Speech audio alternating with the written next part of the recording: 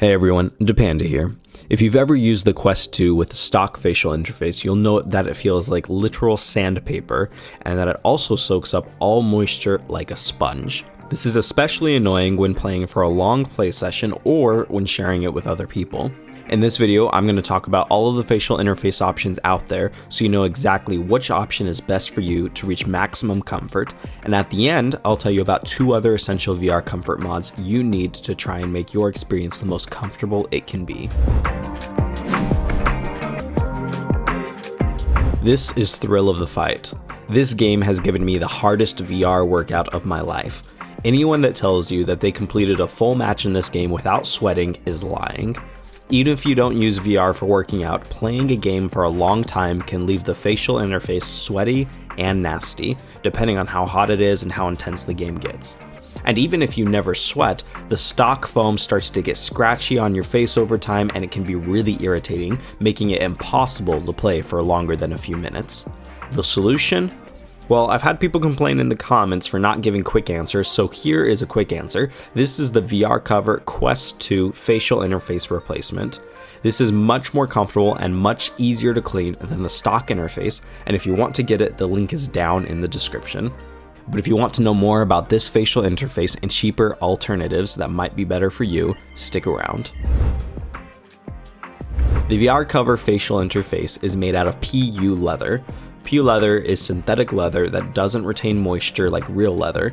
This means that you can confidently go into your workout sessions planning to sweat buckets without worrying about ruining it. The leather is super easy to wipe out with a dry or damp cloth, making it a perfect option if you share the headset and want to wipe it down between users. Behind the leather is a soft memory foam cushion that is much more comfortable than the Quest's original foam. The set comes with 2 pads, a thin and a thicker option, and I only use the thin option as it gives me the best field of view, but the thicker option is more comfortable and might be necessary if you use glasses. The set also includes a really nice nose guard that does a pretty good job at blocking out the light. I did notice the nose guard touching my nose, and that might annoy some people, but if you want to block out the light, this is the best way to do that. One other nice feature is that the facial interface has passive air vents that allow air to flow into the headset, but without letting any light in. I haven't really noticed a huge difference with the air vents, but if your headset lenses tend to fog up, these air vents might be the perfect solution. My only complaint about this set is that it seems like the black cushions are a little too big for the facial interface. Whenever I put it on, the edges of the leather cushions always peek out over the edge of the interface, which doesn't look very good in my opinion. This doesn't affect the comfort of the set, and maybe I'm just not putting it on right, but it is a little detail that kept bugging me. All in all, I think this is hands down the most comfortable option for upgrading your facial interface, but it is more expensive than other options, and right now, it's a bit hard to find in stock due to the high demand. So with that, here's 2 other options that you might want to check out.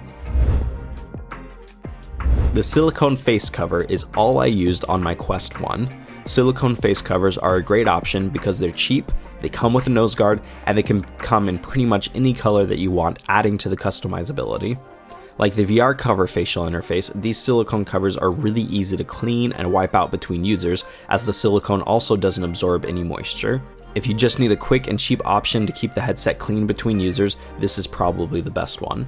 VR Cover does have their own silicone cover, but since it was hard to get in stock, I found some other ones from Chinese sellers and Amazon that worked great. I'll link to both below.